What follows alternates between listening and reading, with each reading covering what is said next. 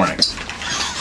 I want to talk a little bit about our readings from chapter 16. We talked about chapter 17 the other day. So I'd like to take a few minutes to go over the material for chapter 16. We've discussed rational and non-rational approaches to running organizations.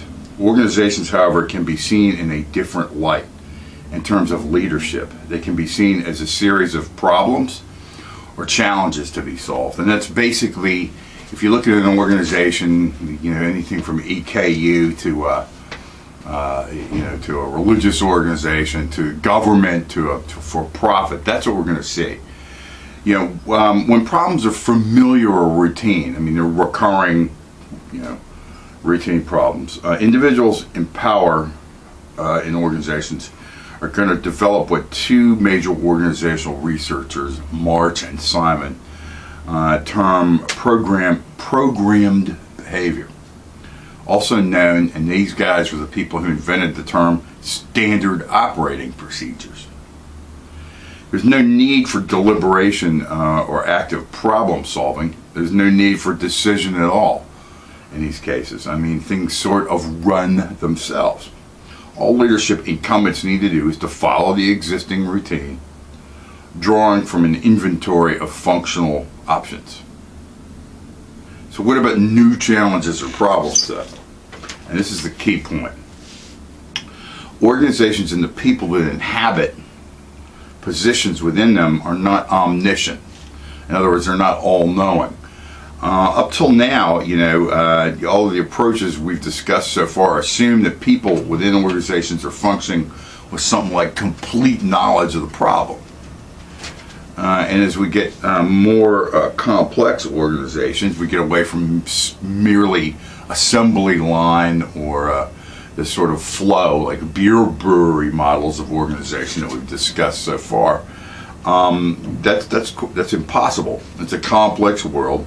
Contains and contains a lot of contingency. Gathering information is costly. There's a cost associated with information gathering.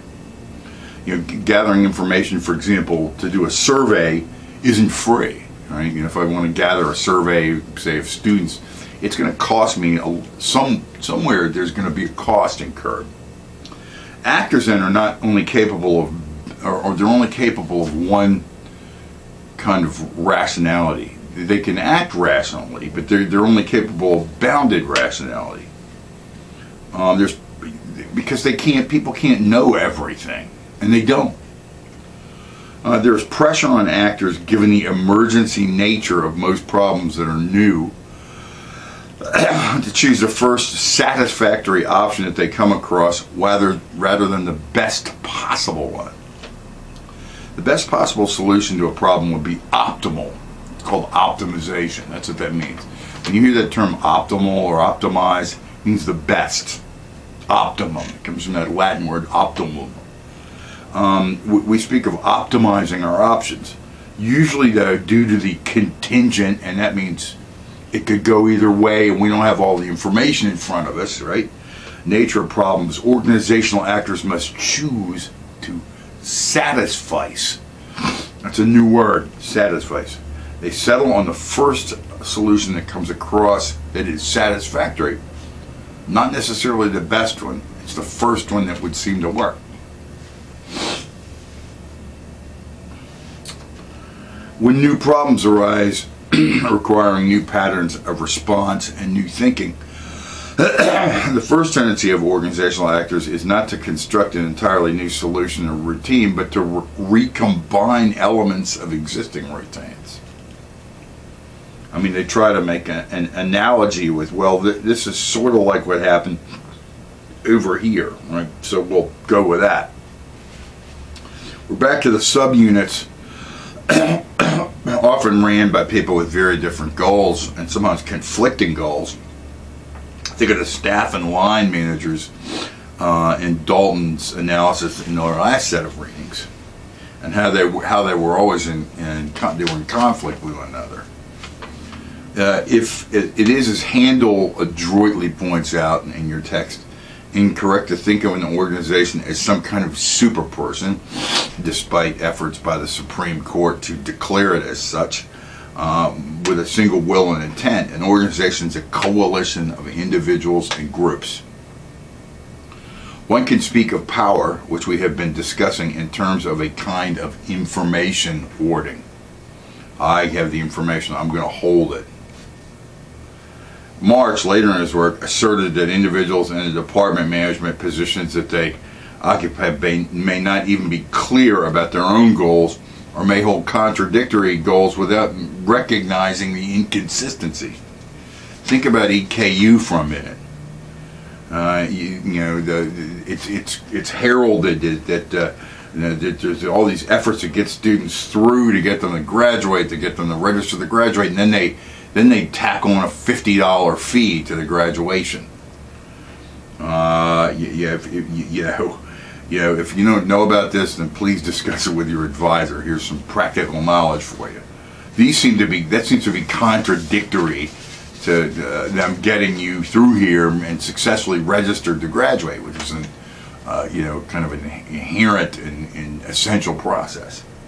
So decision makers wander in and out, according to Herbert March, of these decision-making processes. He calls it organizational anarchy.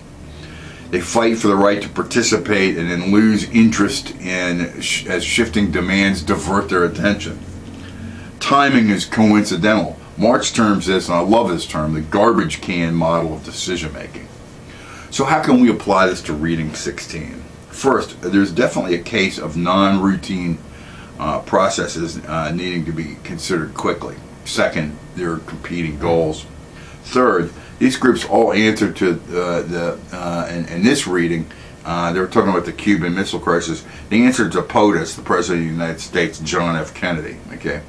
The same event, fourth, the same event was viewed differently with contrasting models of decision making.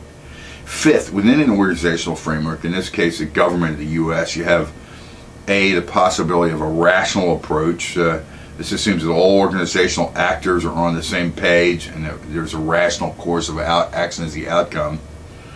B, Model 2, that is discussed in this reading.